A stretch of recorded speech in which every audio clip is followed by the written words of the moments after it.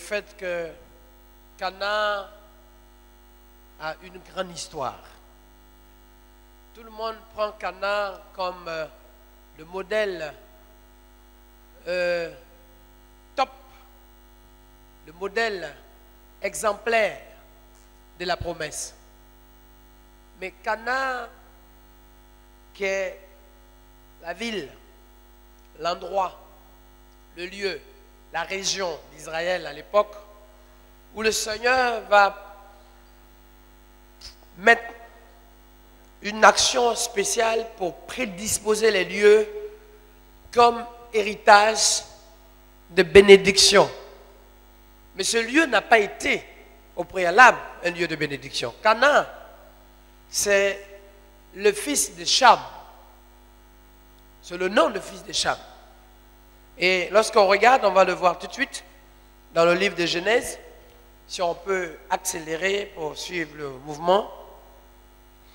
Il est écrit que, chapitre 9, que à cause de la désobéissance, enfin de mauvais comportement de Cham, ou qu'on peut dire Sem aussi, c'est la même chose, son fils Canaan a subi la malédiction, les conséquences.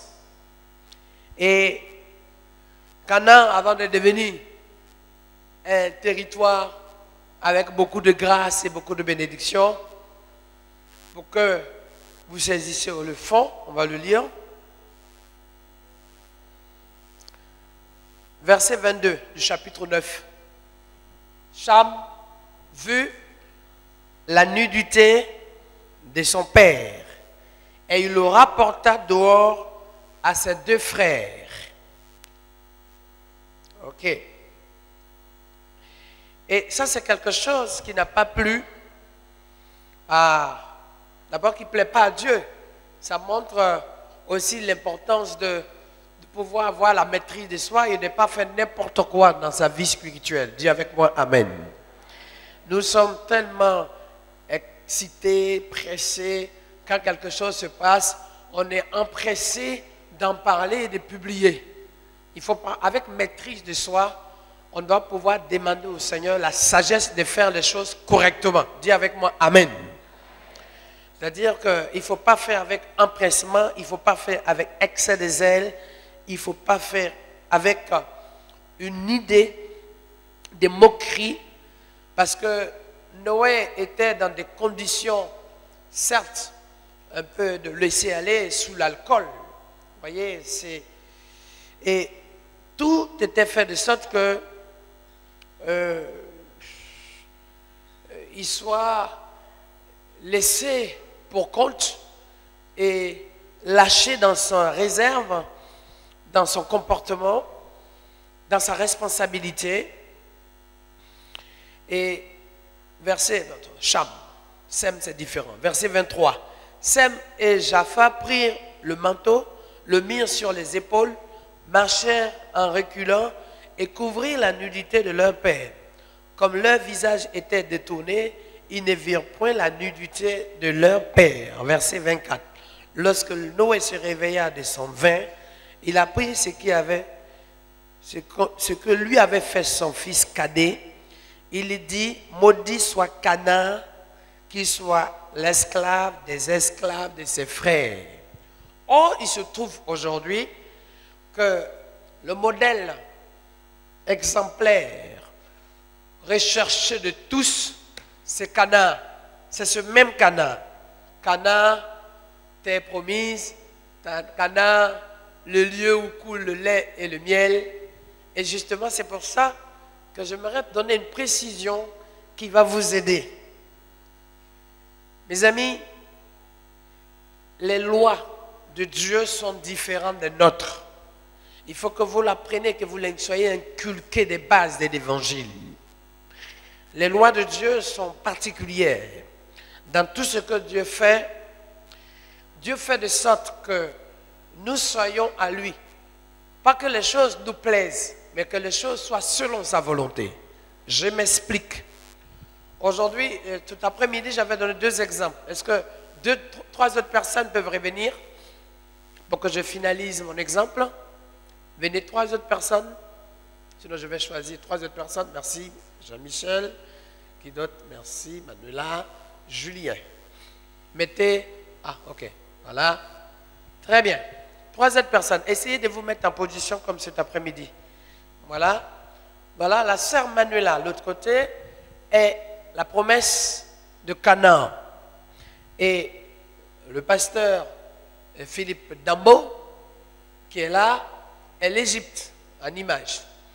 Et Jean-Michel, qui est ici, est celui qui se retrouve dans le territoire de l'Égypte, qui souffre de toutes les galères, qui subit des choses difficiles, qu'on peut appeler le joug, l'esclavage, la douleur, les épreuves et le combat.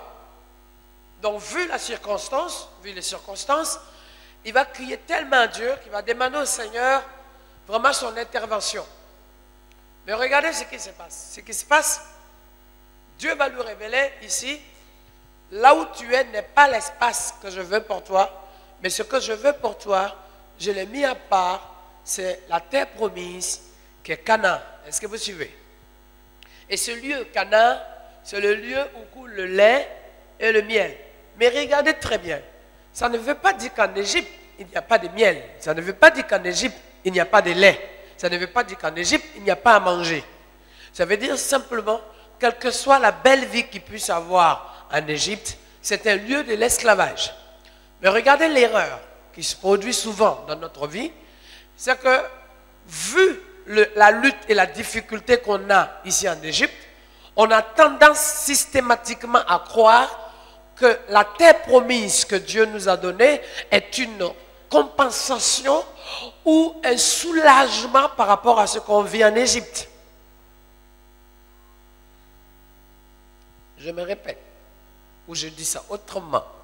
C'est-à-dire ce qu'on vit en Égypte est tellement galérique, c'est tellement difficile, qu'on a tendance à demander à Dieu un repos, une grâce, carrément un soulagement, un changement de vie, une transformation systématique pour qu'on soit déchargé de luttes qu'on a ici, pour que lorsqu'on arrive à Canaan, qu'on oublie tout ce qu'on a vécu en Égypte. Autrement dit, Canaan est une réponse à ce qu'on attend. Canaan est un changement radical de vie, c'est-à-dire ce qu'on va avoir à Canaan est l'opposé de ce qu'on vivait en Égypte. Et on est tellement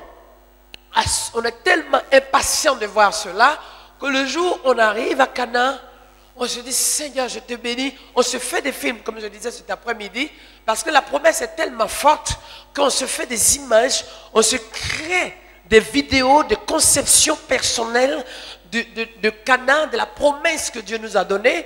C'est-à-dire, si le Seigneur te dit, je vais te donner une bénédiction, du coup, on fabrique la bénédiction dans notre tête en fonction de notre goût. C'est-à-dire que c'est un peu comme actuellement tout le système d'Internet, par exemple, ou le système de fonctionnement de notre monde actuellement. Lorsque nous sommes dans une étape, comme nous le sommes dans l'hyperconsommation, les gens ne vont pas loin. En fonction de tes goûts, de ce que tu vas rechercher sur Internet, de ce que tu vas commander ou complètement fouiller, l'ordinateur, selon l'IP que tu utilises, propose systématiquement, selon ton goût, des plans commerciaux. En fait, ça veut dire que la promesse que Dieu nous l'a donnée, on n'attend même pas que Dieu nous révèle la composition de la promesse, mais déjà d'office, on s'est déjà créé une notion, une idée de la chose sur ce que Dieu veut faire. Est-ce que vous êtes là? Dieu te dit, je vais te donner des moyens, je vais te donner des voitures. Mais systématiquement, on va déjà regarder quel type de véhicule on aime. Dieu te dit, je te donnerai les moyens pour que tout soit à ta disposition. Mais systématiquement, c'est normal, c'est humain ça. Hein? Le jour où tu n'as pas cette réaction humaine, c'est que tu ne vis pas sur terre. C'est que tu es mort. Parce qu'il n'y a que dans le ciel qu'on ne pense plus aux choses terrestres. Voilà. Mais ça veut dire que c'est humain. Mais on ne doit pas laisser les choses humaines s'interférer dans les choses spirituelles. Et je veux que vous compreniez mieux. C'est pour ça que je veux prendre mon temps pour vous expliquer les choses élémentaires. Or, reviens. Or, ta galère en Égypte, ta souffrance en Égypte, Dieu peut confondre l'Égyptien. Dieu peut confondre Pharaon, transformer le pays où tu es pour te donner ce lieu en héritage. Mais si Dieu lui trouve nécessaire de t'envoyer à Canaan, pourquoi tu continues de lutter et de croire que ce qui va te donner à Canaan est le contraire forcément de ce que tu vis? Dieu te donne Canaan parce qu'il veut que tu sois à Canaan. Canaan, c'est l'endroit qu'il a choisi de te mettre. Point.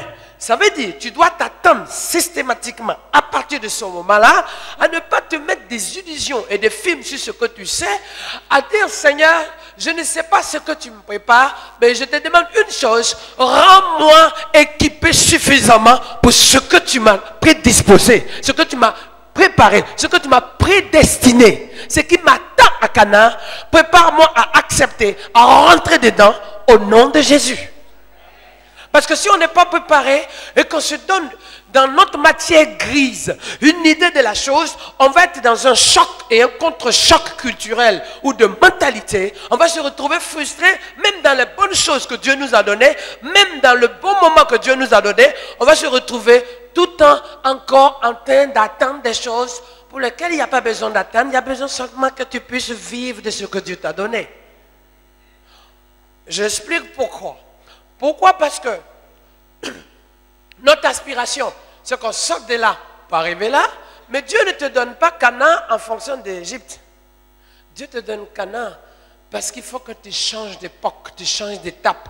Le temps est venu pour que tu sortes de là où tu te trouves pour aller à une dimension nouvelle.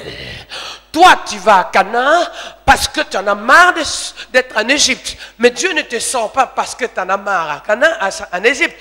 Dieu te sort parce qu'il t'a appelé à être un enfant qui part de la poubelle à l'élévation, dans la gloire de son nom. Il te prend dans le vide pour t'amener dans la grandeur. Il te prend dans le zéro pour t'amener à la hauteur. Il te prend en bas pour t'amener au plus haut niveau, à la hauteur de ce que lui a manifesté de te donner. Vous n'avez toujours pas compris. Toi, tu vas partir d'Égypte en t'attendant mieux que l'Égypte. Mais Dieu ne te donne pas Canaan en fonction d'Égypte. Il a dit simplement, ta place est à Canaan, elle n'est pas en Égypte. Même si l'endroit que Dieu t'a donné pour toi n'est pas meilleur, mais c'est là que Dieu veut que tu sois. Oh papa! Oh papa! Alors si tu as fui des choses en Égypte, si tu en avais marre des choses en Égypte et que tu pensais aller à Canaan en oubliant l'Égypte, tu fais erreur. Parce que les données que tu as sur l'Égypte te font fuir l'Égypte pour aller à Canaan. Oh Dieu, quand il te donne Canaan, il ne tient pas compte de ce que tu vis en Égypte. Il tient compte de la révélation du royaume de Dieu. Il tient compte du plan qu'il a tracé pour toi. Il tient compte de la destinée qu'il a mise en place. Il tient compte de ton avenir. Parce que toi, tu marches avec ton passé. Dieu, lui, il marche avec le passé, le présent et l'avenir. Quand il te donne, ça ne fait que de bonnes choses pour l'avenir pour toi. Acclame-le parce qu'il est le roi des rois. Autrement, il n'est pas Dieu. S'il est Dieu, tu dois voir les choses. Vous voyez, c'est pour ça que lorsque quelqu'un est béni, il a tendance à faire vengeance sur le passé. Il a tendance à se venger sur les autres. Quand tu es béni, tu ne dois pas te venger sur les autres. Tu dois simplement rendre grâce à Dieu.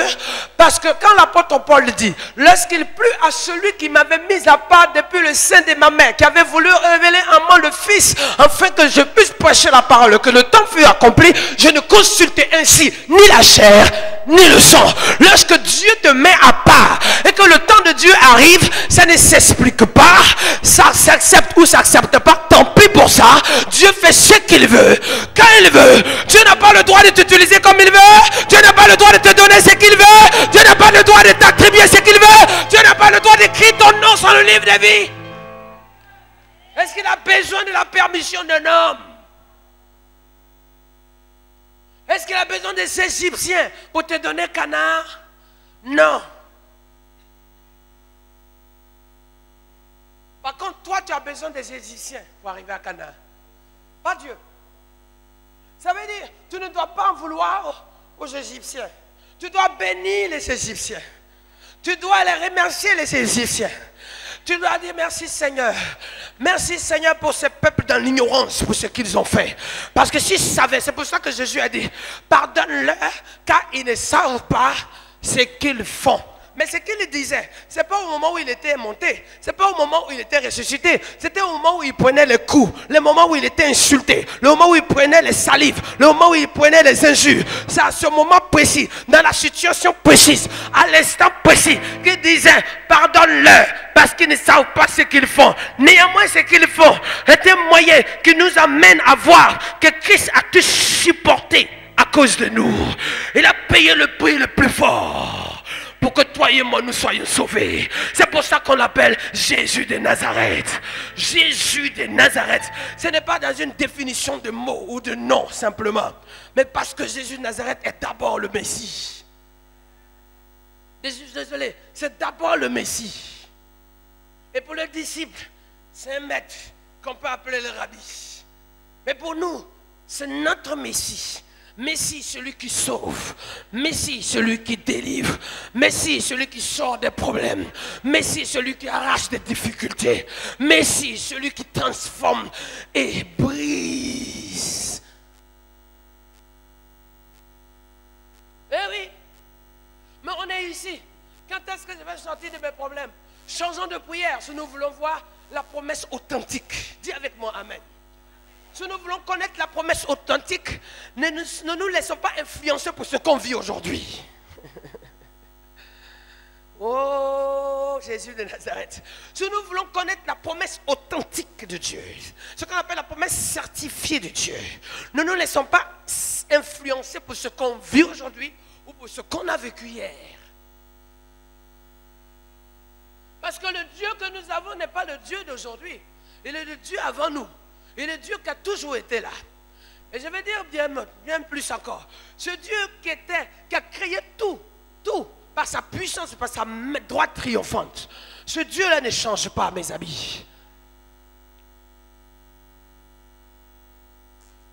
Voilà pourquoi quand Dieu bénit un enfant, ou un homme, ou une femme, qui était la plus pire de tout le monde,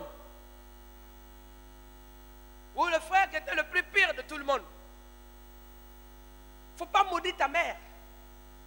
Même si tu es né d'un viol, même si tu es né d'adultère, ne maudis pas ta mère, mais bénis l'Éternel pour la vie que Dieu t'a donnée. Pourquoi? Parce que Dieu ne va pas te toucher, te remplir ou te bénir par rapport à. Mais Dieu va te bénir en fonction de ce qu'il a réservé pour toi. Ça veut dire que pour Dieu, il y a un temps qui arrive et il n'y a pas de mot.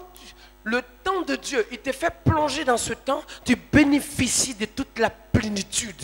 Il dit jusqu'à toute la plénitude. Dieu ne va pas vouloir tous ceux qui ont lapidé Jésus de Nazareth parce qu'ils ne savaient pas ce qu'il faisait. Ça, c'est un point. C'est un point très important dans notre marche avec Dieu.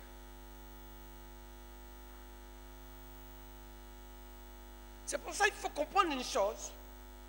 Un enfant de Dieu, qu'est-ce qu'il fait dans sa marche? Dieu aurait pu dire, je vais vous donner autre chose. Mais le chrétien est tellement limité, c'est Seigneur, donne-moi Canaan. Si vous connaissez Canaan, vous allez peut-être d'abord réfléchir avant de dire, Seigneur, amène-moi Canaan.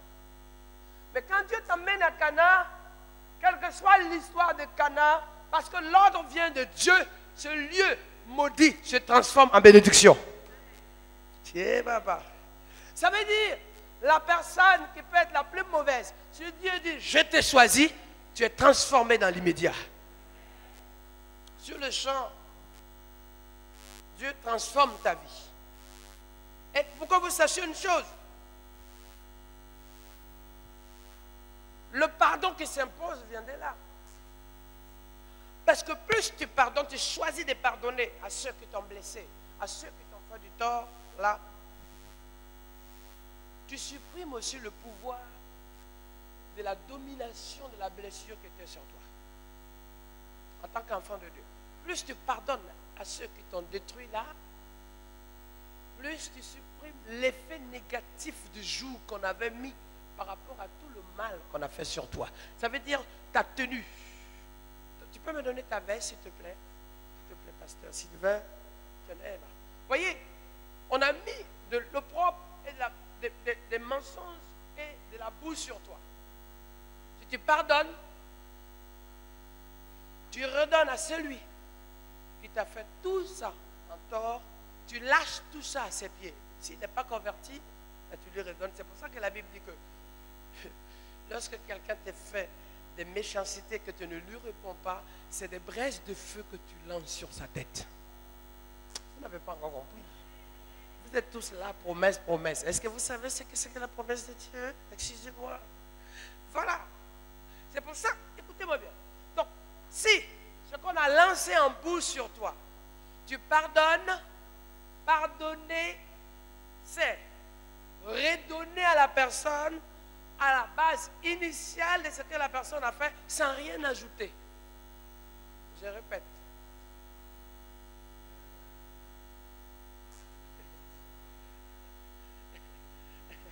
Pardonner, voyez, donc tu lui remets ses affaires sans rien ajouter, sans ajouter même, regarde-moi celui-là, tu fais rien, tu pardonnes parce que tu acceptes simplement de ne rien retrancher, de ne rien rajouter, de ne pas laisser l'amertume venir accompagner la provocation dans ce qui a été fait, mais simplement pardonner.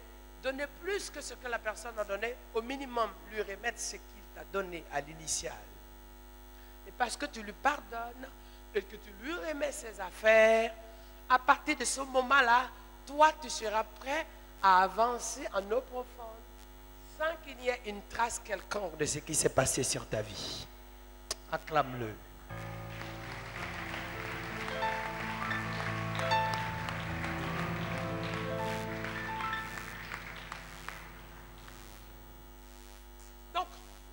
Ce qui fait qu'il y a des gens, quand ils ne pardonnent pas, ils ont quitté l'Égypte, mais ils gardent encore les cicatrices des blessures des Égyptiens.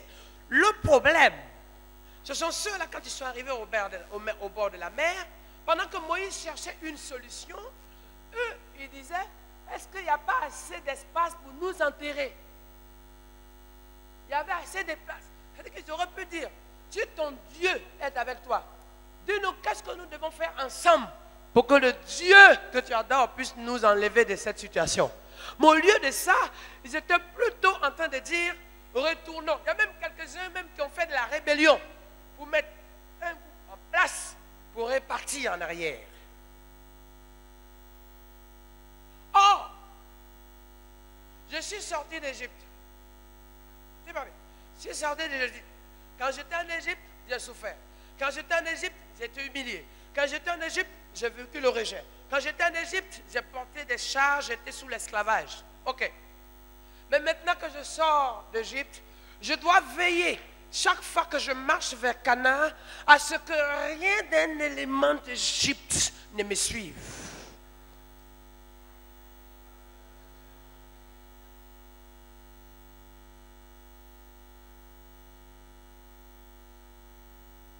Parce que quand Dieu va t'utiliser, il va t'utiliser, pas pour ce que tu as été en Égypte, mais pour ce que tu vas devenir pour la gloire de son nom. Parce que dans le fichier de Dieu te concernant, les Égyptiens ne sont pas dedans. Ta mère n'est pas dedans. Ton père n'est pas dedans. Il dit, lève-toi et brille, car la gloire de l'Éternel se lève sur toi. Dieu parle avec précision. Ça veut dire, il ne va pas tenir compte de qui était là, qui n'y était pas. Mais l'homme a besoin chaque fois de se justifier. C'est à cause de tel. C'est la faute de tel. Mais dans les choses de Dieu, la cause n'existe plus. La faute n'existe plus. Les explications n'existent plus. Tous les éléments concordants à pouvoir au moins s'exprimer, au moins s'extirper, pour pouvoir démontrer que la cause de tel et tel n'existe plus.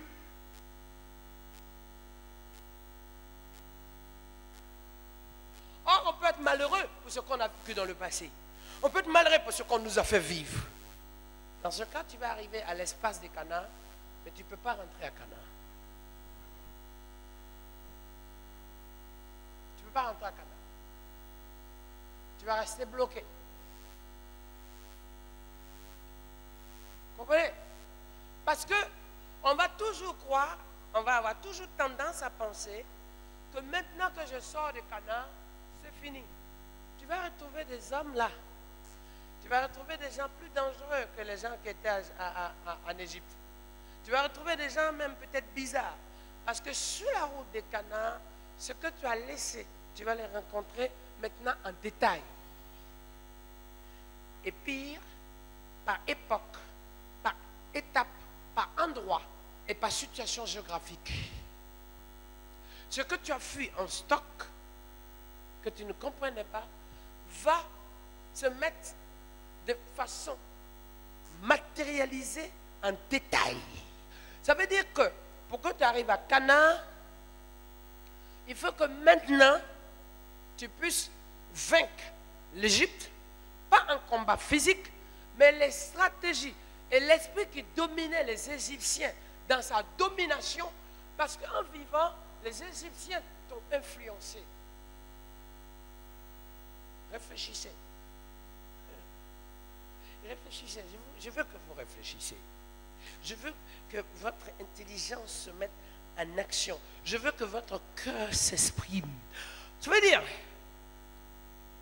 parce que tu as vécu en Égypte, le mode de vie égyptien t'a influencé.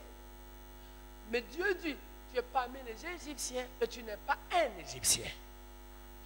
Or, celui qui va à Canaan n'est pas l'Égyptien, c'est l'enfant d'Israël.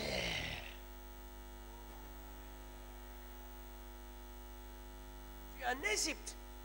Le mode de vie égyptien t'a influencé. La manière, le système, c'est-à-dire la mentalité, la culture t'a influencé. Au point que la rancune à l'égyptienne aussi t'a influencé. La haine, les complots, la mentalité, les calculs à faire du tort sur X et Y. Le complot, et pire encore, les cancans, les murmures. Parce que c'est ça. Ce qui était en Égypte avec le peuple de Dieu accompagnait le peuple de Dieu à la traversée de la mer et qui a fait que dans le désert, beaucoup sont morts. La Bible dit qu'en un seul jour, 10 000 sont morts. Parce qu'ils ont exporté la vie mondaine égyptienne au milieu du peuple de Dieu. Or, étant en Égypte, Dieu dit, nous sommes dans le monde, mais nous ne sommes pas du monde. Est-ce qu'on peut le dire ensemble? Je suis dans le monde, mais je ne suis pas du monde. Il faut le dire plusieurs fois, 3 fois. Je suis dans le monde, mais je ne suis pas du monde. Une dernière fois, je suis dans le monde, mais je ne suis pas du monde. Ouais. Tu es dans le monde, mais tu n'es pas du monde. Mais si Dieu veut regarder aujourd'hui, à chacun, on a un morceau de quelque chose qui nous a blessés il y a longtemps. On a une partie de nous qui s'est constituée avec un reste d'une frustration. On a une partie de nous qui est restée avec un morceau de mépris. D'ailleurs, la Bible dit on ne donne que ce qu'on a reçu. Les gens n'ont plus d'amour parce qu'ils n'ont pas reçu eux-mêmes l'amour. Or, Canaan n'est pas une figuration d'une ville, c'est une figuration d'une promesse.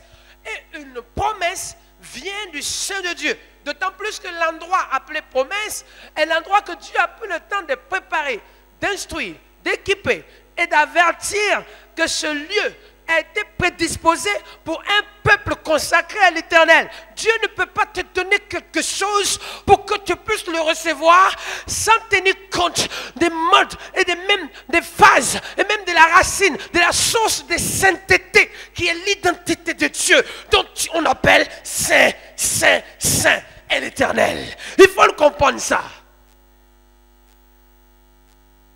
Alors on arrive à l'endroit, mais on ne rentre pas dans la promesse. On fait le parcours qu'il nous fallait en distance, mais on ne rentre pas dedans. Parce qu'on a des choses à l'égyptienne. Or, aujourd'hui, l'Égypte n'est plus un endroit géographique. L'Égypte est devenue un système de vie. Ça veut dire que parmi nous, il peut y avoir des Égyptiens. Quand vous lisez la Bible, qui sont les Égyptiens? Les Égyptiens, ce sont ceux qui traitent les autres d'esclavage. Des gens qui font de la méchanceté. Des gens qui sont très jaloux. Des gens qui méprisent. Des gens qui se croient au-dessus d'eux. Des gens qui sont les meilleurs. Des gens qui pensent qu'ils sont forts plus que tout. Ils ont tout. On ne doit plus rien leur dire. Les gens que pour eux, il n'y a que eux qui existent. Les gens qui veulent réussir, mais pas les autres. Les gens qui veulent toujours devant, mais veulent laisser les gens toujours en arrière. Les Égyptiens, le terme pharaonique est né à partir de l'Égypte. Quand on dit quelque chose est pharaonique, ça veut dire c'est immense. Ça veut dire c'est une nation de domination. Une nation qui écrase les autres. On n'a pas besoin de modèle égyptien physique qui est devenu aujourd'hui juste l'ombre d'un pays qui n'arrive même pas à donner à manger à sa population. Mais on reste dans le cadre spirituel de la domination d'une région du monde qui n'est plus géographique, mais juste satanique sur les peuples infiltrés parmi le peuple de Dieu et qui fait toujours à faire souffrir les autres et à humilier les autres. C'est ça l'Égypte aujourd'hui. On n'a pas besoin de chercher loin pour trouver l'Égypte. Il y en a plein. Voilà pourquoi nous qui sommes en Guadeloupe, on a encore la vision du royaume de Dieu. Quand on parle de la promesse, on pense à Canaan, sans particulièrement penser simplement d'une cité située entre la mer Méditerranée, le Jourdain ou la Jordanie, et toute la zone désertique d'Israël, de l'Égypte, et une partie du Proche-Orient. On parle de promesses de Canaan par rapport à ce que Dieu nous a mis à part. Oui ou non? Oui ou non? Personne ne parle des promesses de Canaan en pensant simplement prendre le bateau ou sa voiture ou un avion ou quelconque moyen pour aller en Israël. On parle de la promesse de Canaan pour ce qu'on veut que Dieu nous donne. Autrement dit, c'est cette réalité biblique aujourd'hui. Spirituellement parlant, ouvre tes yeux, bien-aimé. Quand Canaan est un lieu que Dieu a mis à part et que tu te retrouves géographiquement, spirituellement ou dans une situation, à Pop m'a dit, en Égypte, tu as mal. Tu as mal. Alors tu t'attends à ce que Dieu te sorte d'Égypte pour vivre mieux. Tu te trompes. Tu te trompes. Tu t'attends à ce que Dieu te sorte d'Égypte pour ne plus jamais voir tous ces gens. Tu en verras pire que les Égyptiens. Eh oui. Tu t'attends à ce que Dieu te donne autre chose pour que tu aies de l'oxygène. Tu te trompes. Parce que même si on veut quand même avoir de l'oxygène, on est tous d'accord que le corps humain respire et expire. Dites avec moi Amen. L'oxygène. Faites-moi l'appel d'air qui crée l'oxygène. J'entends pas. Est-ce que vous pouvez vivre que respirer de l'oxygène? Répondez-moi, mes amis. Est-ce que vous pouvez vivre qu'en respirant simplement en ayant de l'oxygène? Il faut que vous sortez du gaz. Quand l'oxygène rentre, l'oxygène chasse le gaz carbonique. Il faut que le gaz qui n'est pas bon sorte pour que ton métabolisme, ton corps soit en bon état. Donc si tu fais rentrer de l'oxygène, ce qui est mauvais caché doit sortir. Est-ce que vous êtes là? Ah bon, d'accord. Donc si tu crois que dans un coin du monde d'aujourd'hui et dans une église ou dans un endroit, tu auras que des gens bons et gentils, commence à savoir que ce même jour, tu es le plus mauvais de tout le monde.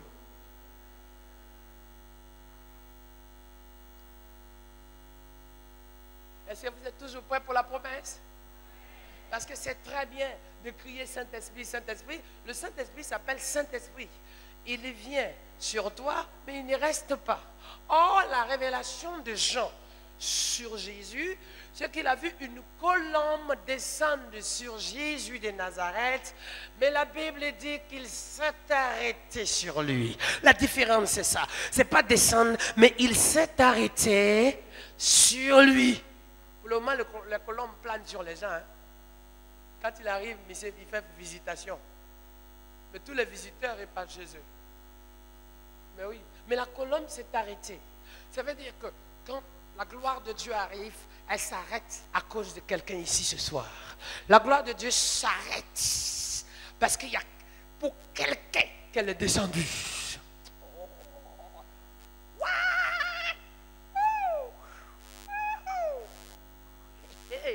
Elle s'arrête parce qu'il y a quelqu'un. Je continue mon message. Écoutez-moi bien. Donc l'idée qu'on a, elle est fausse quand on part d'ici. Parce qu'on a envie, ouais, moi franchement, si je quitte la Guadeloupe là, ouf, va en métropole, tu vas voir ce qui va t'attendre là-bas. Va en métropole, fuis Jonas. Ah, bon, d'accord. Ce n'est pas le poisson qui va t'avaler. Et si jamais c'est un poisson, assure-toi bien. Il y a des poissons qu'on appelle barracuda. Mais si on donne le nom de barracuda à un poisson, ce n'est pas fait exprès. Ça veut dire que la tête même fait peur. Parce que ce monsieur barracuda, qui est devenu pasteur d'ailleurs, qui est décédé il n'y a pas longtemps, est un homme, quand tu le voyais même, tu le croises sur la route, tu es d'accord, il faut le laisser passer. Donc, ce n'est pas vos poissons, les poissons tous gentils, baleine est gentil. Croise requin, tu vas voir entre baleine et requin. Ce n'est pas la taille, c'est l'espèce qui fait peur. Bon, d'accord. L'espèce qui se fait peur. Sauf que de nos jours, aujourd'hui, l'espèce, elle est encore plus dangereuse. Il y a des espèces tellement bizarres. Eh bien, c'est normal, c'est pour ça que les gens ne payent plus en chèque, ils payent en espèces. Parce que l'espèce, c'est grave.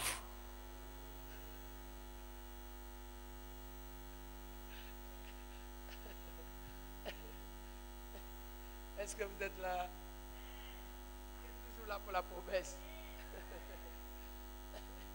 Ça veut dire, en partant d'ici, en réalité, tu as beaucoup de choses à faire sans que tu ne te rendes compte.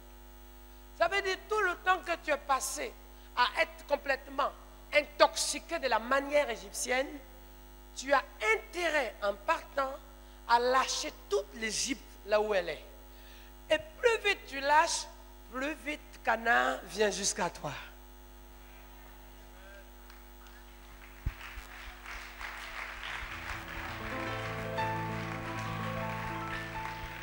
Parce que Dieu ne te donne pas Canaan dans 20 ans. Dieu, quand il te dit je te donne Canaan, allez-y à Canaan, il ne t'a pas donné des années. Ça veut dire que le nombre d'années et de retard qui se fait, qui se crée entre toi et Canaan, c'est en fonction de la prédisposition de ta vie. Plus les effets d'Égypte vont t'empêcher d'avancer, plus tu vas être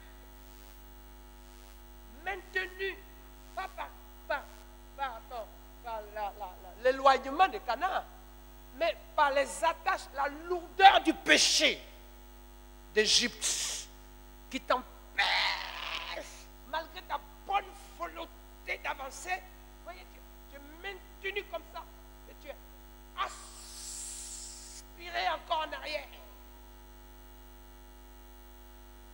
C'est pour ça que chaque fois qu'on dort, on est obligé de voir qu'on est peut-être dans la tombe, on est poursuivi, il y a un mort qui nous poursuit, il y a quelqu'un qui nous regarde, parce que les Égyptiens sont là pour tuer. Mais le jour où tu rentres dans l'échange de la révélation de Canaan, personne ne te tuera. Tu n'auras que des rêves où tu es en train de glorifier le Seigneur.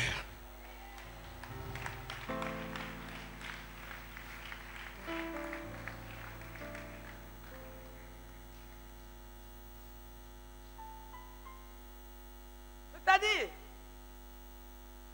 c'est encore plus compliqué quand tu arrives au milieu. milieu, ce n'est pas la distance. Hein. Quand tu prends un peu de distance et que tu es prêt à avancer, ce qui s'était accroché à toi sans que tu ne te rendes compte se tire. Tu sens une force qui te ramène en arrière. Ça veut dire que ce que tu croyais, c'est pour ça que je veux dire le pardon. Le pardon. Je ne peux pas vous mentir, le pardon. Le pardon. Le pardon. Oh Jésus. Redonne à l'Égypte ses affaires. Dis avec moi. Donne à l'Égypte. Non, redonne à l'Égypte.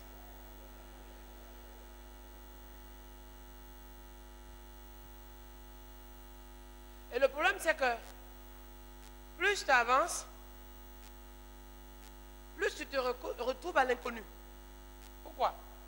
Parce que l'Égypte, tu connais, mais Canaan, tu ne connais pas. Je vais vous aider. Je vais vous aider.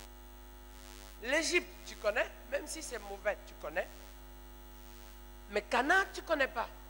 Pourquoi je parle, tu arrives à un moment où tu t'éloignes? Ça veut dire que plus tu t'éloignes d'Égypte, c'est là que le doute se manifeste le plus.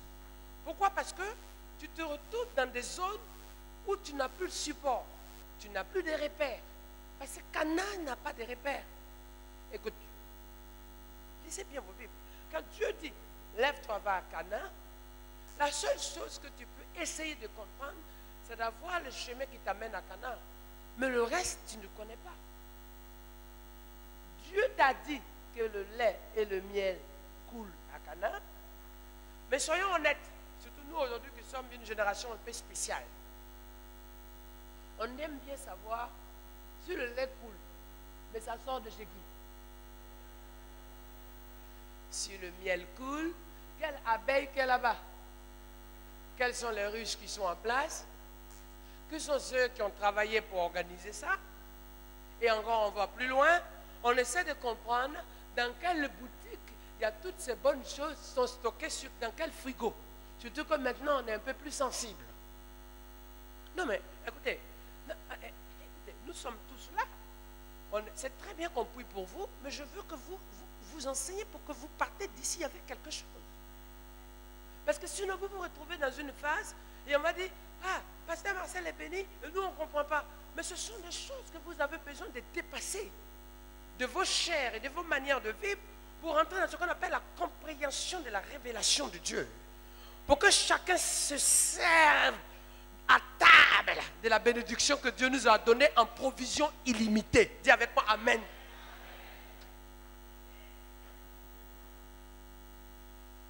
Pourquoi Pierre a compris? Pourquoi Paul a compris? Pourquoi Jean a compris?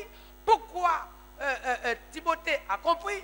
Pourquoi Ézéchiel a compris? Et moi, je ne suis pas capable de comprendre. Non, je veux comprendre. Et c'est possible, Dieu nous l'a donné. Est-ce que vous êtes là? Mais c'est ça. Ça veut dire que plus tu vas t'éloigner, tu vas te rendre compte qu'il y a des choses qui sont encore accrochées à toi. Mais c'est là, toi, tu te dis, oui, alléluia, j'attends ma promesse, j'attends Canaan. Quand on va arriver à Canaan, tout ça, ça va finir. Et le problème, c'est qu'on ne verra jamais Canaan de cette façon. Mais demande à Dieu de te préparer. Parce que comme tu ne connais pas Canaan, comme tu ne sais pas la composition de Canaan, sachez que quand Dieu a dit, allez-y à Canaan, il y a des gens dangereux sur la route de Canaan. Il y a des gens très dangereux sur la route de Canaan. Il y a 4 peuples qui sont considérés comme les gens les plus dangereux sur la route de Canaan.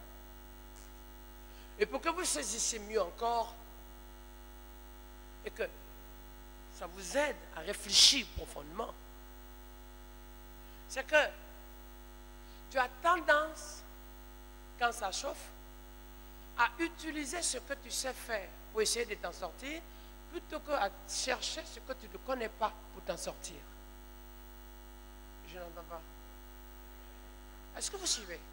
Je ne vais pas changer mon message, je vais rester dans mon message. Mais il faut que vous suivez, parce que sinon, on ne s'en sort pas après. Mais néanmoins, je vais continuer mon message. Ça veut dire que On a tendance à se servir de ce qu'on a, de ce qu'on sait, pour faire face aux situations. Or, ce que tu sais et ce que tu as, c'est ce que tu as reçu d'Égypte. Que tu le veux ou non, la Guadeloupe t'a apporté. Ta mère t'a apporté. Ton père t'a apporté. Ta famille t'a apporté. Elle ne t'a pas apporté ce qu'il faut pour le royaume de Dieu, mais elle t'a apporté. Et dans ta vie, lorsque tu te retrouves dans des situations, avant de penser à demander au Saint-Esprit, naturellement, tu cherches dans la provision de ton éducation, de ce que tu as appris jusqu'à aujourd'hui, pour utiliser ça comme moyen pour faire face aux situations. Oui ou non? Le problème, c'est que quand on parle de la promesse et de Canaan, Dieu veut, même si tu ne connais pas l'avenir, que rien encore de l'Égypte ne traîne sur toi. Dieu veut que tu sois complètement déconnecté de l'Égypte. Dieu veut que tu sois arraché de l'Égypte. Dieu veut te sortir de l'Égypte. C'est pour ça qu'il dit, venez à moi, vous tous qui êtes fatigués et chargés. L'Égypte t'a chargé, l'Égypte t'a fatigué, l'Égypte t'a surchargé, l'Égypte t'a pompé, l'Égypte t'a détruit, l'Égypte t'a écrasé. Viens à Jésus pour que tu tires ton âme de repos. Parce que là où il t'amène, il n'y a pas de distance. Il y a besoin seulement d'une saison où tu vas maintenant te rendre compte qu'il y a un Dieu qui est amour, un Dieu de victoire qui existe, et par-dessus tout, un Dieu de bénédiction.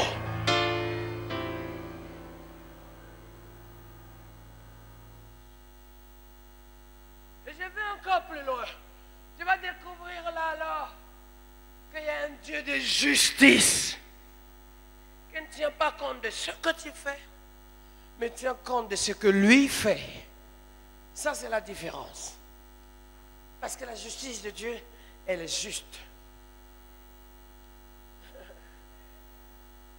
C'est pour ça que la Bible dit, cherchez premièrement. Je ne vous entends pas. Je n'entends pas.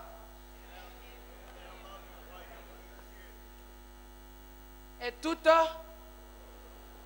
cherchez premièrement le royaume de Dieu et toute sa justice. Et toute chose, tu auras accès à tout le reste de ta vie. Tu auras à disposition et en provision illimitée tout ce dont tu as besoin. Si c'est l'onction, c'est pour toi. Si c'est le don, c'est pour toi. Si c'est la gloire de Dieu, elle vient agir dans ta vie. Si c'est le miracle, c'est pour toi. Si c'est la guérison, c'est pour toi. Si c'est la bénédiction professionnelle, c'est pour toi. Si c'est le mariage, c'est pour toi. Si c'est la joie, c'est pour toi. Parce que la Bible dit, le royaume de Dieu, ce n'est ni le manger, ni le boire, mais la joie, la paix, l'amour.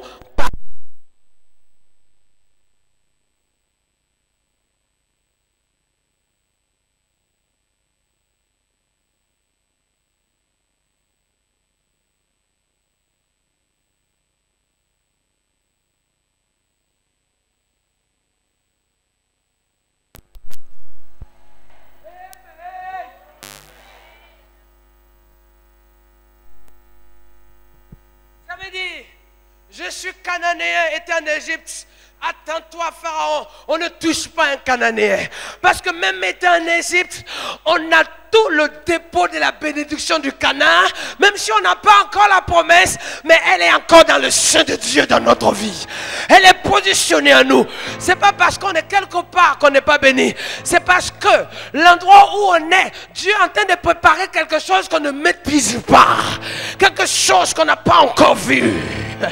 C'est pour ça qu'il dit dans le livre d'Ésaïe, chapitre 52, il dit, je ferai des choses qui ne sont point montées dans le cœur de l'homme, que l'œil n'a pas encore vu, mes amis.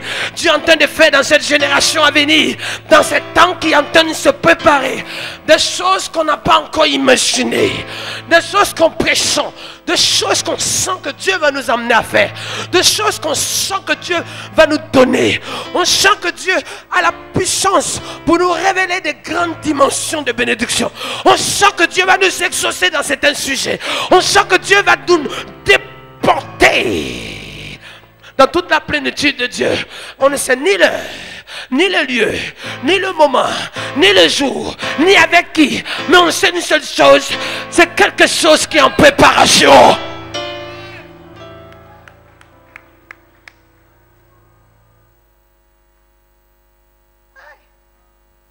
Alléluia. Alléluia. Alléluia. Donc étant en Égypte, je suis en Égypte.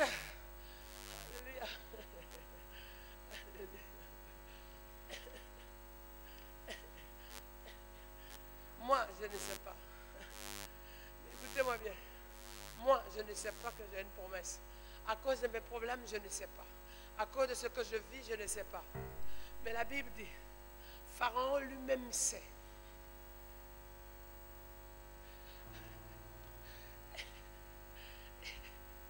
Il sait que ta place n'est pas là. Il va se comploter contre toi parce qu'il sait que ta place n'est pas là. Il va même fabriquer un plan pour qu'on puisse tuer les garçons nés, les mâles nés dans la famille, pour empêcher que les enfants de Dieu soient encore, grandissent en nombre. Parce qu'il sait que de cette façon, les enfants de Dieu seront plus forts qu'eux pour pouvoir les écraser. Mais excuse-moi mon frère, je suis né avec la main de Dieu sur ma tête. Je suis né avec ma promesse sur ma vie. Je suis né avec ma destinée sur moi. Je suis né avec la destinée de Dieu sur moi. Je suis né comme Samuel. Avant ma naissance, Dieu avait déjà fait un plan sur Samuel. Je suis né avec la goutte d'huile de Dieu sur ma tête. Je suis né avec une bénédiction, un chemin qui est tracé sur ma tête. Je suis né. Jérémie chapitre 1, le verset 4 et 5. Il dit, regarde, avant que tu ne sois formé dans le ventre de ta mère, je t'avais choisi. 1, je t'avais établi. 2. Mais avant que je sois né, je ne sais pas où ma mère était, si c'est chez les Égyptiens, si c'est machin chez les pharisiens, je ne sais pas moi. Mais il dit, avant que tu ne sois formé dans le ventre de ta mère, je t'avais choisi, je t'avais établi.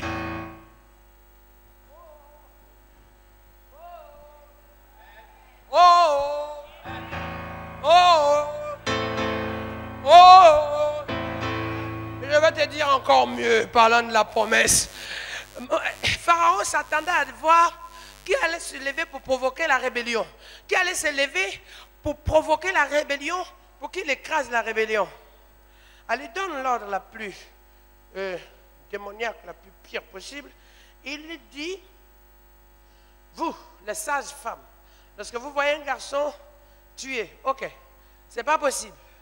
Alors il va obliger à mener les gens à faire quoi?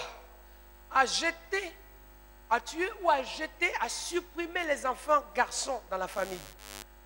Mais ceux qu'on va jeter, c'est de ceux-là que l'avenir de la délivrance d'Israël va se préparer. Non, je t'aime. On prend cet enfant, on le jette comme on a jeté et tué d'autres. On jette l'enfant, tué oui, parce que quand on jette un enfant dans le Nil, il y a les crocodiles, il y a les caïmans, il y a le serpent-bois. Le Nil est le fleuve le plus long, pas le plus puissant au monde, ni le plus profond au monde, parce que le fleuve le plus profond au monde, je vais vous dire, c'est l'Amazonie. Le fleuve d'Amazonie, qui se trouve en grande partie au Brésil. Mais le fleuve, le Nil, qui part directement d'une partie des Balkans, depuis des pays des grands lacs, du moins, des pays des grands lacs, depuis une partie du Rwanda, Burundi, quelque part en fond de terre de l'Afrique profonde, jusqu'à la remontée de la Méditerranée. C'est le fleuve le plus long. Quand on jette un enfant de cet endroit, on n'espère plus rien. Oh papa. Ceux qui le jetaient en se disant quelqu'un va le ramasser.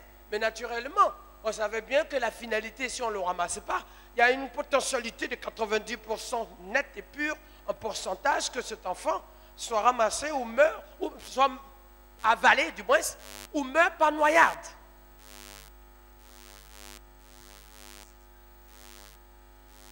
Mais la main de Dieu était sur cet enfant. Il y a des gens qu'on ne jette pas. Il y a des gens qu'on n'attaque pas. Parce que tant la main de Dieu est sur eux, plus tu les attaques, plus tu les pousses à la promesse.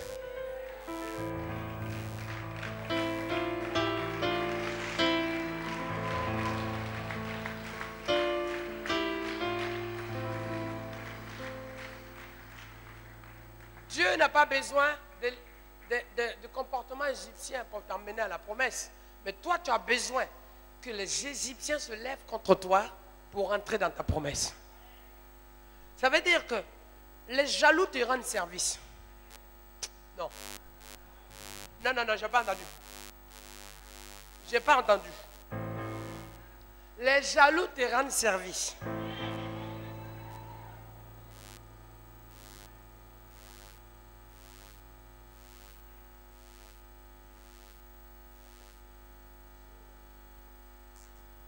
J'ai une envie de courir faire le tour de la salle, tellement je suis content. Tellement je suis content.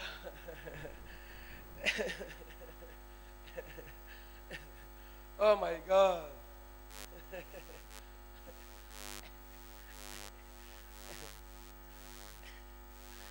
En Égypte, tu connais le cœur de l'homme. En Égypte, tu vas découvrir qui est l'homme. À Canaan, tu ne fais que vivre. Tu ne connais pas. Voilà pourquoi on est facilement influencé par l'Égypte et on prend plus de temps à tourner en rond en Égypte et on a du mal à arriver à Canaan. Parce que on arrive souvent cabossé, amoché, cassé.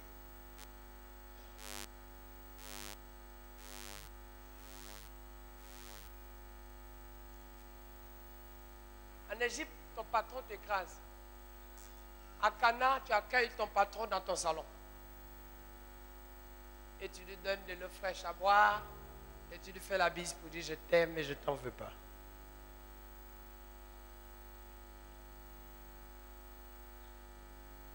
Est-ce que vous êtes là?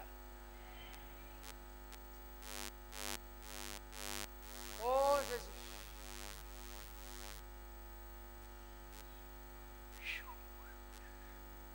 Mon Dieu. Très bien.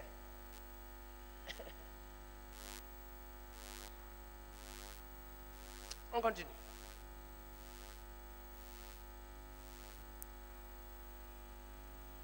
Tranquillement. Merci.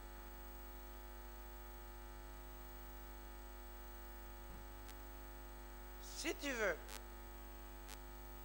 atteindre la promesse que tu ne connais pas,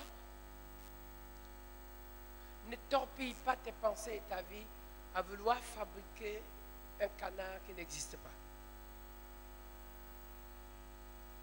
Ça va t'amener à fausser les données. Non, pour toi. Parce que ça ne changera rien d'ailleurs de ce que Dieu va te donner. Il arrive qu'on s'attache à la mauvaise personne. Pourquoi? Parce qu'on est tellement focalisé sur le fait d'avoir qu'on finit par oublier que pour avoir ou pour recevoir, c'est la même chose. Ce que Dieu nous donne, il faut attendre que Dieu nous donne. Et comme ça prend du temps souvent et on a peur de se retrouver dans le vide, alors on fait son marché. On fait son marché. On achète quelques tomates, quelques aubergines, parce que ça dure un peu trop. Et bien, en tant qu'à faire, ajoute un peu des petites céleris, pourquoi pas. Et puis, du coup, ça ne dérange pas qu'on mette quelques poivres. Mais le problème, il est là. Or, si on fait son marché, on va perdre. Oui, parce que l'homme est comme ça. C'est ce que Sarah a fait. Lorsque c'était un peu difficile, elle a regardé l'épicerie locale, qu'est-ce qui était à disposition. Eh bien, elle s'est dit, écoute, Agar était tout près. L'essentiel, ça me fait de la peine, mais quand même l'essentiel, c'est que la promesse soit là. Et elle a fait une ruse. Elle s'est couchée comme si c'était elle.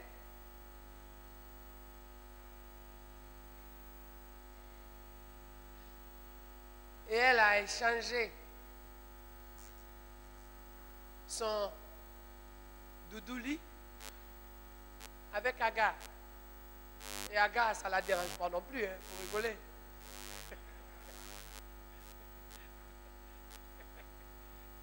Des servantes. À servante principale, vous comprenez que c'est quelqu'un, c'est pas quelque chose qui se refuse. Très peu de gens refuseront. Mais c'est cette maille-là qui fait les problèmes que nous avons aujourd'hui entre Israël et la Palestine. Seigneur, pardonne-nous. Mon Dieu,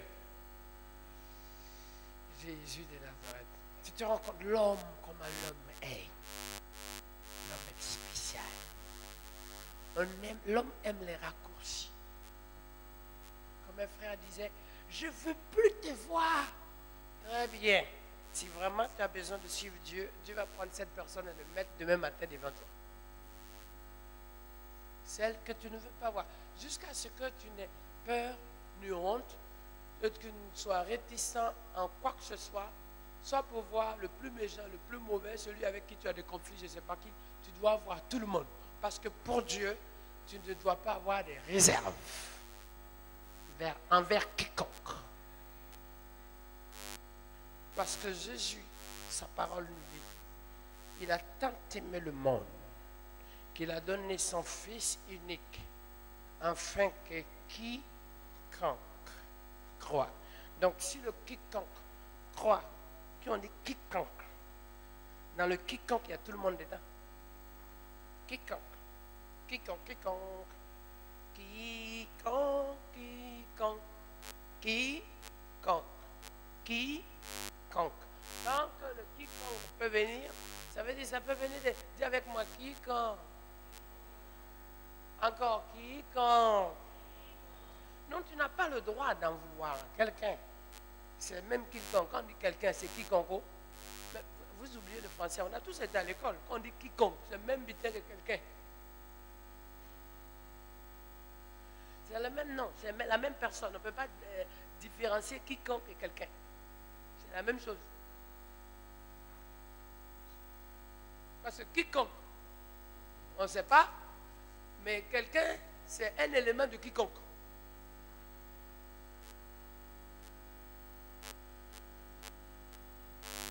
Donc ça peut être quiconque. Ça veut dire que celui même que tu ne veux pas voir, c'est lui que Dieu va t'amener le matin pour dire, bonjour, sois béni mon frère. Tu dis, Seigneur, tu ne peux pas me faire ça. D'ailleurs, le meilleur moyen de brisement, c'est comme ça que Dieu fait pour nous briser. Dis à celui qui est à côté de toi, pour plaire à Dieu, accepte quiconque.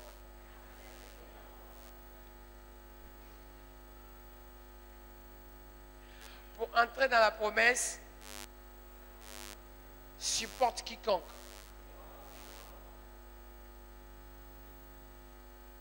Mon Dieu. Est-ce que vous êtes toujours prêts pour la promesse? Bon, on n'a qu'à mener quoi? Quiconque. Est-ce que vous êtes prêts pour la promesse? Qui sont ceux qui sont prêts toujours pour la promesse? Acclamez-le.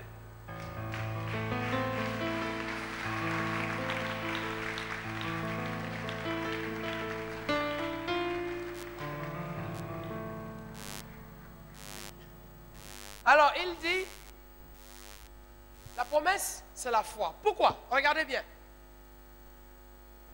Quand on sort d'ici, pourquoi la Bible dit, Hébreux chapitre 11, on peut nous le mettre 11, verset 1. 11, verset 1. Deutéronome 11, verset 1. 11, 1, 1, 1, 1. Eleven, 1. C'est bon? On le regarde ensemble, on peut le lire. 1, 2, 3. Ensemble. Or est une faible des choses, une démonstration. Regardez bien. Quand tu pars de l'Égypte, tu vas à la promesse. Tu ne la vois pas. Mais tu crois qu'elle existe. Je répète, tu ne la vois pas. Mais tu crois, on peut le dire ensemble, je ne la vois pas.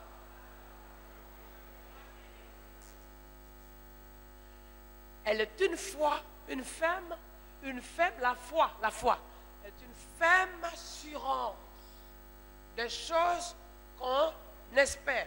Ça veut dire que pendant que tu es en Égypte, tu es dans l'espérance que Dieu te réponde. C'est normal, c'est toi ça, il faut le comprendre. Tu es dans l'espérance d'un avenir de Dieu. Sans oublier que tu ne le vois pas cet avenir. Il arrive même que tu ne le comprennes pas, cet avenir. Tu ne le vois pas. Or, si tu veux garder ta foi, Romains 10, verset 17 nous dit, oh, la foi vient de ce qu'on entend, et ce qu'on entend, j'entends pas, la foi et ce qu'on entend, et si tu nourris ta foi de la parole, parce que c'est comme ça que ça se passe, elle grandit, ta foi. Ça veut dire, ton espérance grandit. Ça veut dire, ta promesse s'approche de toi. Non.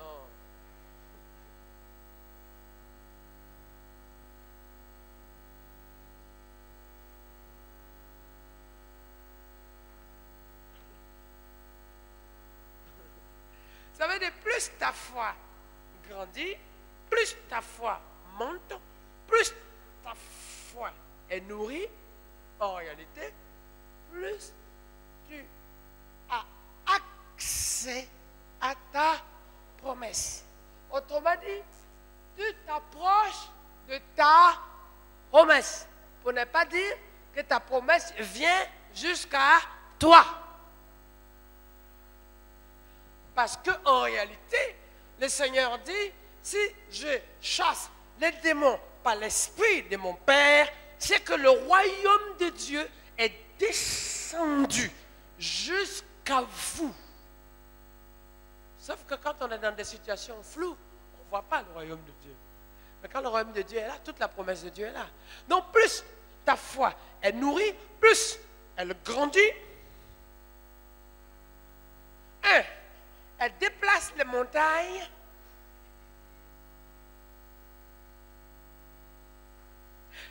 Les montagnes de Sinaï disparaissent pour que Canaan vienne jusqu'à toi.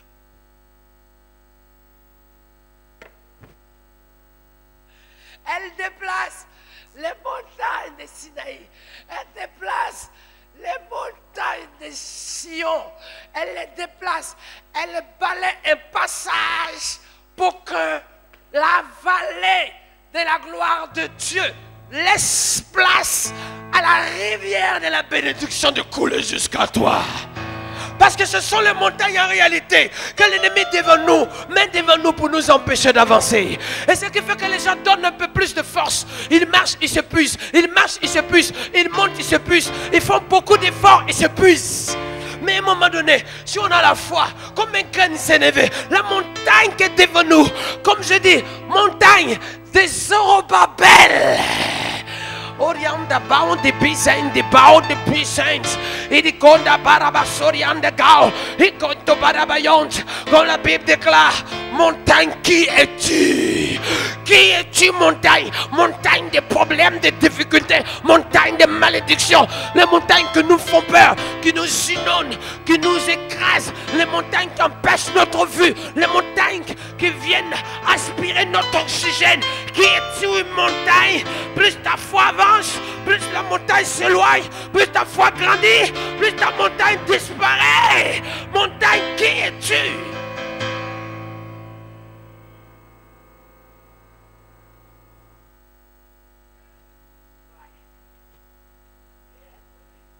Zacharie chapitre 6. Qui es-tu? Laisse les montagnes. Laisse ceux qui ne veulent pas que tu avances. Laisse-les. Ils n'ont qu'à s'entasser. Plus ta foi monte. Et Jésus dit, si vous avez la foi, vous ferez les choses que je fais. Et vous ferez même de plus grandes, car moi je vais au Père. Je dis, Père, donne-moi la foi comme un grain sénévé. Mais quand j'ai lu ce verset, il dit alors, la foi est une ferme assurance. Ça veut dire, en réalité, dans la foi, je trouve ma promesse. Dans ma foi, j'attends. Dans la foi, j'attends. Dans la foi, je patiente. Dans la foi, j'attends que Dieu agisse. Dans la foi, je loue le Seigneur parce que je sais que lui est capable de répondre à tous nos besoins, de nous répondre à nos prières. Je sais que ce Dieu que j'exauce, je sais que ce Dieu que j'ai est celui qui est à l'écoute, il n'est pas sourd. Il n'a pas la mettre au coude pour agir dans nos problèmes. Le Dieu que j'ai est capable de révéler les choses. Et si jamais même je me trouvais seul, il enverra les anges pour montrer que Dieu n'abandonne jamais ses enfants dans des situations difficiles. Jamais. Jamais. Jamais. Jamais. Jamais. Et mieux encore, plus tu nourris ta foi de la parole, plus tu affames le doute.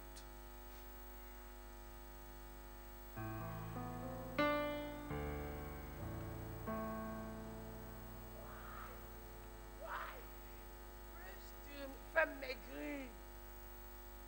Et nous on dit les jaloux vont maigrir.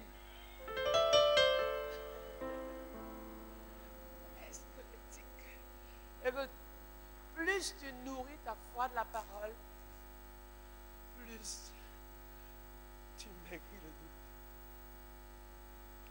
Mais oui. Oui. Tu nourris ta foi de la parole de Dieu, l'espérance en nous. Et ta parole, tu es dans la parole pour avancer, tu es dans la parole pour le combat, dans la parole pour persévérer, dans la parole pour progresser, pour bâtir ta foi. Plus ton doute, il prend un coup. Le doute maigrit. Dis avec moi, amen. Je vais faire grossir ma foi et je vais faire maigrir mon doute. On peut le proclamer 3 fois. Je vais faire grossir ma foi et faire maigrir mon doute. Est-ce que vous le croyez vraiment? Acclamez la parole.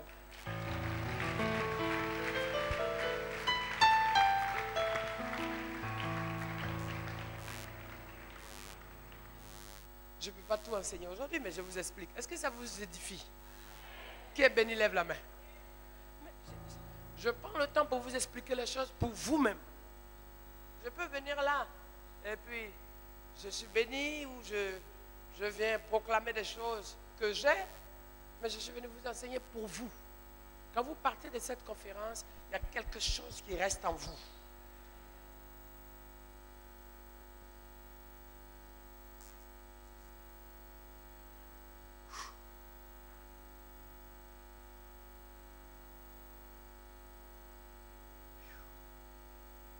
Comme un jour. C'est un exemple. Quelqu'un disait, je vais prier pour que Dieu me donne une belle femme. Il dit, mon frère, intelligent, âgé, Une belle femme. Mon Dieu. Il dit, toi-même, est-ce que tu es beau?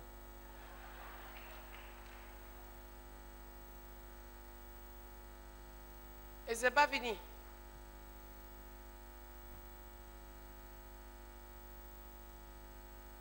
Parce que, je lui dis, mais une belle femme, elle plaît à tes yeux. Donc c'est ce que tu vas chercher. 1 Samuel 16, tu vas tomber dans un outil mal. Si tu sais les griffes des panthères qui sont cachées dedans, tu vas comprendre que ça ne rigole pas. Et je lui dis, cherche plutôt une bonne femme selon Dieu. Parce qu'une belle femme plaît aux yeux, mais une bonne femme, c'est dans le cœur.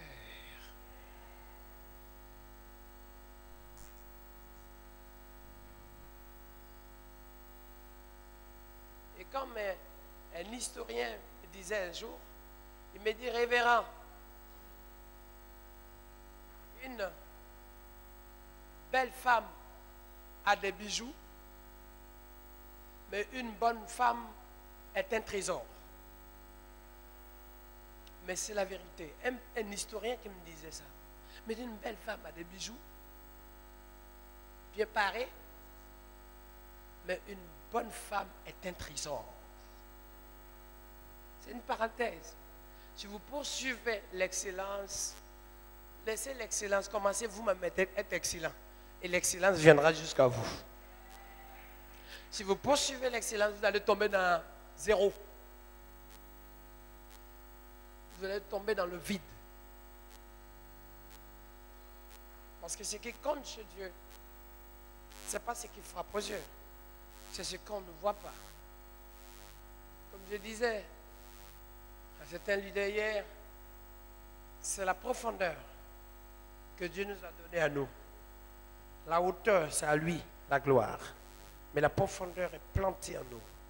Et c'est dans cette profondeur que nous tirons nos ressources et le renouvellement de notre foi.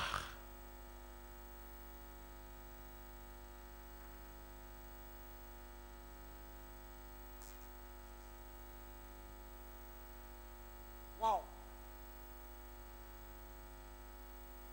Il faut qu'on fasse une conférence 15 jours tous les soirs. Mais pourquoi vous n'avez pas dit amen?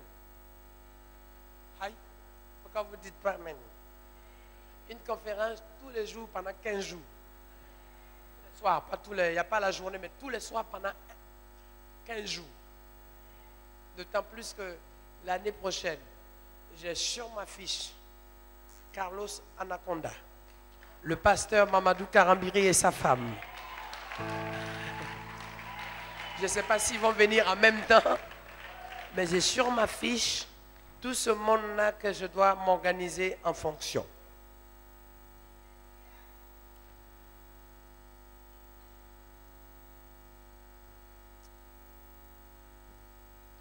Donc, quand je vous disais qu'il faut que l'année prochaine, on ne doit plus faire le programme ici. De toute façon, 2008, suite, on continue.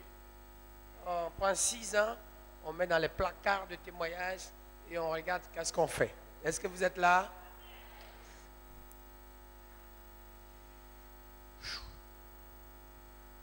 Parce que Dieu nous forme, Dieu nous prépare. C'est ce qu'on appelle l'école de la promesse. La promesse, il y a l'épreuve de la promesse et il y a l'école, la formation de la promesse. Parce que si tu ne prends pas à comprendre ce qu'on appelle les signes, parce que le thème dit quoi? Les signes de la promesse. Si tu n'es pas formé à comprendre quels sont les signes de la promesse, il va commencer à faire jour et tu penses qu'il fait toujours nuit. Est-ce que vous êtes là? Il faut aller au nord, en Norvège. Va en Finlande. 6 mois, il fait nuit. 6 mois, il fait jour. Pas trop. Mais va encore plus loin, en Arctique. Quand tu vas dans les coins comme Alaska et qu'on sort, et dans certains coins reculés du Canada, très très très loin, mais au pôle presque, ou en Islande tout court, mais c'est là que tu te rends compte que il ne faut pas compter sur le soleil pour te lever et aller te coucher. Hein. Mais il y a des gens, il faut connaître les signes. Quels sont les signes des promesses? Si tu ne connais pas les signes des promesses, tu vas être décalé. En Guadeloupe, ici, à Martinique et en Guyane, les gens vivent au rythme du soleil. Ce qui fait que moi-même, qui suis né dans ce même fonctionnement en Afrique, quand je suis arrivé en métropole en avril pour la première fois, fin avril, je ne sais pas quelle année, il y a plus de 20 ans, mais j'étais un peu décalé. Parce que moi, je vis au rythme du soleil comme tout le monde. Enfin, comme tous ceux qui sont nés au soleil. Donc quand le soleil était un peu bizarroïde, voilà un peu, je vivais au rythme du soleil, donc je marchais. Et à un moment donné, j'ai l'impression que les gens rangent leurs trucs. Et je ne m'occupe pas. Je m'approche, je dis, waouh, je regarde. Et à un moment donné, je regarde l'horloge, j'avais l'heure GMT de chez moi que je gardais toujours. C'est bizarre, à 20 h, il fait encore chaud. Bizarre quand même, hein? Le soleil il prend plus de temps. Donc je passe sommeil. Le temps que je me rende compte, on me dit qu'il est 23 h moins haut. Parce que tout n'est pas pareil. Partout ne se ressemble pas. Ou du moins se ressemble mais n'est pas pareil. Hello? Il faut connaître les signes de la promesse. Qui est prêt? Très bien. Dans 5 minutes, on va prier.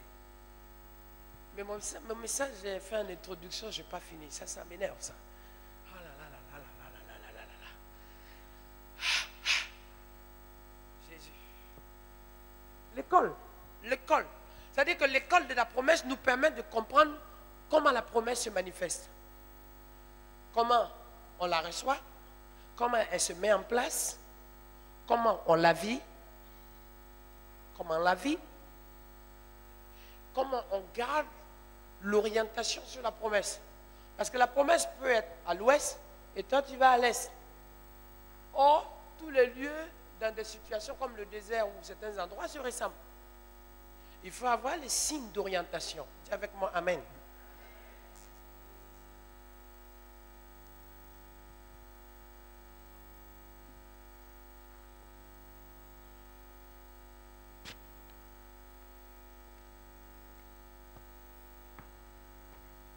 Je vais demander ici, ceux qui sont venus, on va bouger les chaises, certes. Tu es venu parce que tu sais que cette année, c'est l'année de ta promesse. J'aimerais que tu sors de ta rangée et tu viennes là tout de suite, maintenant. S'il vous plaît, dépêchez-vous là. L'Égypte a influencé, l'Égypte a fait des dégâts. Mais aujourd'hui, ah oui, je vais bouger les chaises. Bougez les chaises au fond. Parce que ce soir, on va passer du temps. On veut que le Saint-Esprit, la promesse de Dieu s'impacte dans votre vie. Vous êtes venus pour ça. Eh oui. Qui que tu sois, tu es venu pour ça. C'est ton jour.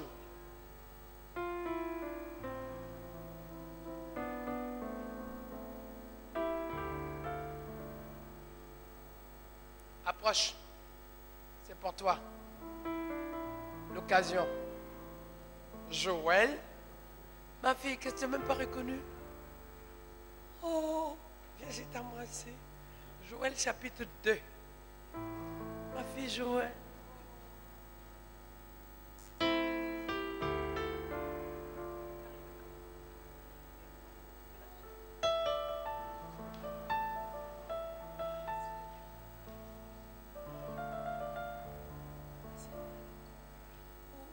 C'est ma fille, hein?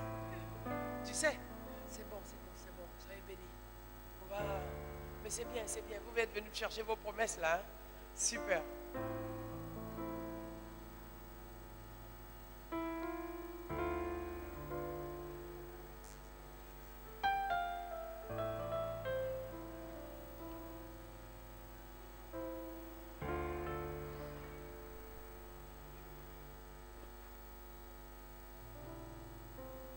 Vous savez, pendant que je suis en train de prêcher, il y a des esprits égyptiens qui prenaient la fuite.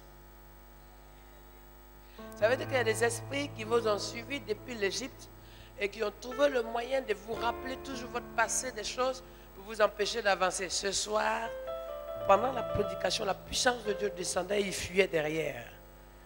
Parce qu'ils ne peuvent pas vous empêcher d'entrer dans ce que Dieu vous a appelé. Parce que votre promesse, elle s'approche chaque fois que votre foi avance. Elle passe des centimètres, millimètres, centimètres, mètres. Elle est en train d'avancer.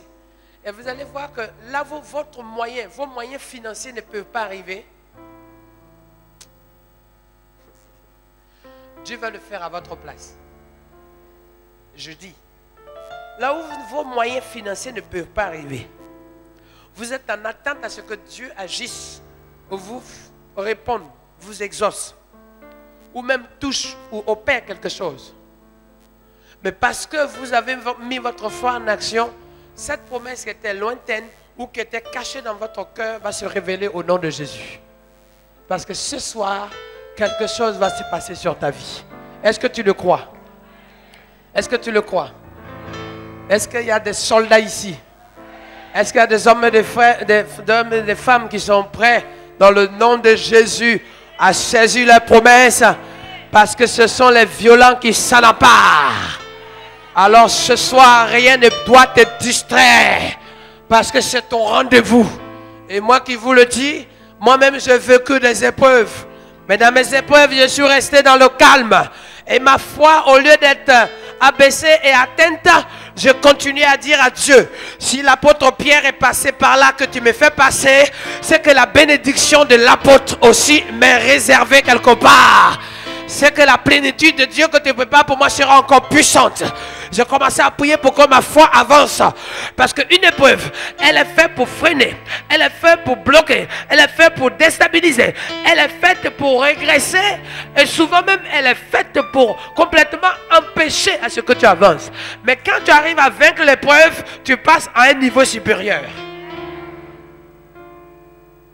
Donc ce soir, ton parcours de l'Égypte jusqu'à maintenant t'a amené à un endroit certain, sûr et certain, où tu es à la porte de Canaan. Tu es à la porte de Canaan, la maison de ton rêve. Dieu veut faire plus que ce que tu as rêvé. Tu as rêvé ce que ton cerveau connaît, ce que tu as imaginé. Mais la promesse de Dieu est plus que ce que tu as rêvé. C'est pour ça que le royaume de Dieu n'a rien à voir avec l'idée qu'on s'est conçue. J'ai vu dans le royaume de Dieu de l'or qui descend. Non, non, non. Si tu vois de l'or qui descend dans le royaume de Dieu, du royaume de Dieu, ce n'est pas le royaume de mon Jésus. Parce que le royaume de mon Jésus n'est fait d'aucune matière qui soit révélée à l'homme. On peut sentir des choses. On peut ressentir des choses. Mais les matériaux ne sont pas des matériaux humains. Voilà pourquoi je vais te dire ce soir. Ce que Dieu a pour toi, tu peux ne pas le voir, mais par la foi, tu peux le sentir. Est-ce que tu es prêt? Lève tes deux mains. On regarde ma main. Je demande à Dieu, Père, que ce que tu as préparé pour chaque personne, je te prie que tu le donnes à tes enfants. Parce qu'il est temps aujourd'hui, ferme les yeux à l'instant même, il est temps aujourd'hui que nos regards qui sont limités, Seigneur, laisse place à tout ce que tu as préparé pour chacun de nous. Tout ce que tu as planifié pour chacun de nous. Tout ce que tu as prédestiné pour chacun de nous. Une femme est ici. Dieu est en train d'ouvrir ton esprit. Il est en train de te montrer qu'il y a quelque chose de puissant qu'il a posé sur toi. Quelque chose de puissant qu'il a planifié sur toi. Quelque chose de glorieux qu'il a manifesté à ton sein. Quelque chose qu'il a déposé. Il y a une action, la déposition de Dieu t'appartient ce soir. Dieu a quelque chose pour quelqu'un. Écoute-moi bien. Tu le sais que ta mission est grande. C'est pour ça qu'on voulait t'empêcher. Tu as failli même mourir plusieurs fois. Tu as failli même rester sans pouvoir te lever. Parce que quelque chose est en train de se passer pour t'étouffer et pour te nuire, pour te pousser à la folie. Mais Dieu a étendu sa main. Parce qu'il veut se glorifier avec toi. Parce qu'il veut se glorifier avec toi. Je sais que les équipiers vont être débordés, c'est normal. Mais soyez attentifs. Parce que quelqu'un est ici. Dieu te donne le zèle de l'évangile. Ça veut dire qu'il change tes chaussures. Parce que tu as besoin de chaussures solides pour marcher dans des endroits que tu ne connais pas encore. Parce que Dieu t'appelle à faire des choses dans des endroits que tu ne connais pas encore. Il t'appelle à faire des choses dans des endroits que tu ne connais pas encore. Obéis! Qui dit mounts?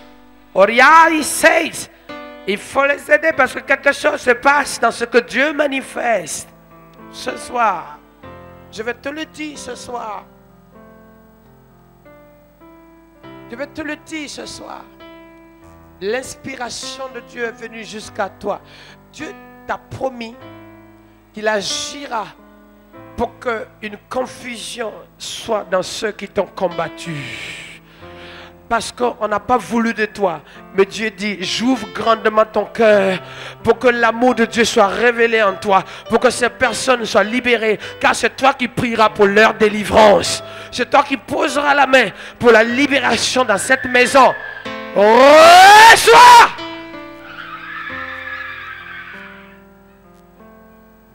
Karianda Gaud. Ici même. Ici même. Ici même. Ici même. Dieu a promis. Dieu t'a promis que tous tes enfants seront consacrés. Et il n'y aura que des serviteurs de Dieu dans ta maison. Et beaucoup de choses se sont faites pour te mettre dans le doute. Ce soir, pendant le message, Dieu t'a dit, affame le doute et nourris ta foi, parce que dans cette foi, l'assurance prend le contrôle de ta vie pour te protéger des œuvres du malin et pour que ta maison soit dans la fumée de l'esprit, la nuée de Dieu, pour que ce que Dieu t'a dit, tu le vois s'accomplir sur la tête de ton enfant et de ta maison. Parce que ton obéissance amènera les choses à son exécution.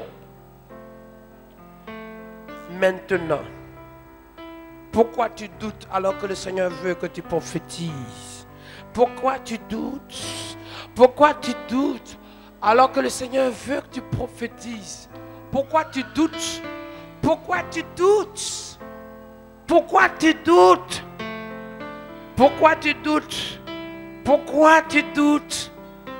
Pourquoi tu doutes ce soir? Pourquoi tu doutes ce soir? Pourquoi tu doutes ce soir? Pourquoi tu doutes ce soir? Parce que le message ne vient pas de toi. La parole ne vient pas de toi. La révélation ne vient pas de toi. L'inspiration ne vient pas de toi. Pourquoi tu doutes? Pourquoi tu doutes? Alors que tu as dit, Seigneur, utilise ma bouche comme tu veux. Mais pourquoi tu doutes? Pourquoi tu doutes? Pourquoi tu doutes? Pourquoi tu doutes? Pourquoi tu doutes?